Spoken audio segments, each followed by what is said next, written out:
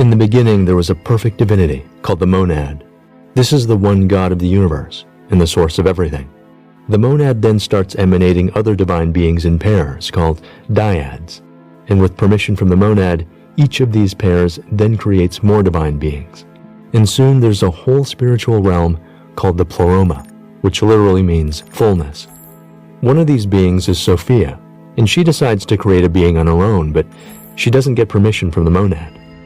But in doing this, she makes a terrible mistake. She creates an ignorant and malformed creature known as the demiurge. She's ashamed of what she's done, and so she falls out of the pleroma, taking the demiurge with her, and hides him in a separate reality. The demiurge has no idea that there's another divine world.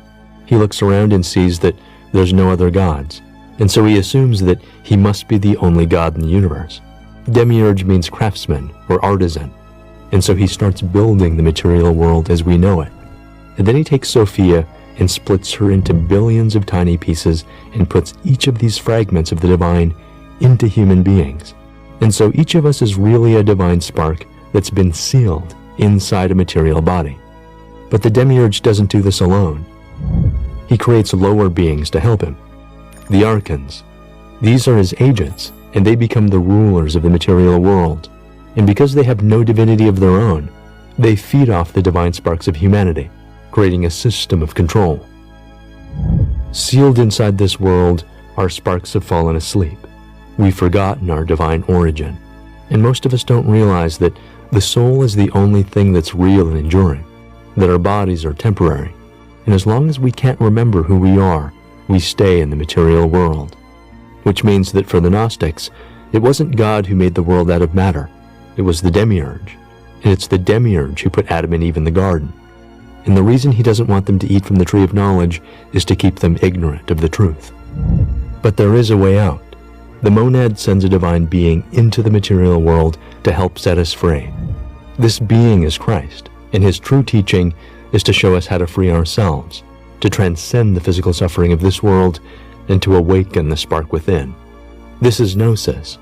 And so according to the Gnostic point of view, salvation isn't found by believing in a set of doctrines or following a church authority.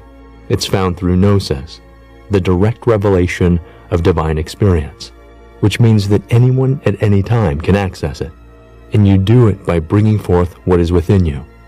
That's the source of your real power, because the kingdom of God is within you. Now these are very controversial ideas, I know, but this is what the Gnostics believed. It's the Gnostic story, and it's the symbolic myth we find in so many films today. We see all the same elements: the demiurge, the powerful figure who's trying to control humanity and keep us ignorant of the truth. We see the false world he's built that turns out to be an illusion designed to keep us trapped here. And we see a Gnostic Christ figure who comes into the world to set us free and to help restore our connection to the divine. So why is this same myth being told over and over again in so many different movies? And why does it seem to resonate so much with people? Psychologists tell us that we all have a storytelling mind.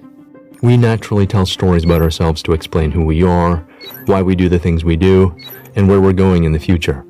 Dan McAdams calls it narrative identity, and whether you know it or not, you're living out some form of story. Some people are living out the story of the tragic hero, or the misunderstood rebel, or the wounded healer. But let me ask you a question. If we imagine that our society itself is living out a kind of story, what would it be?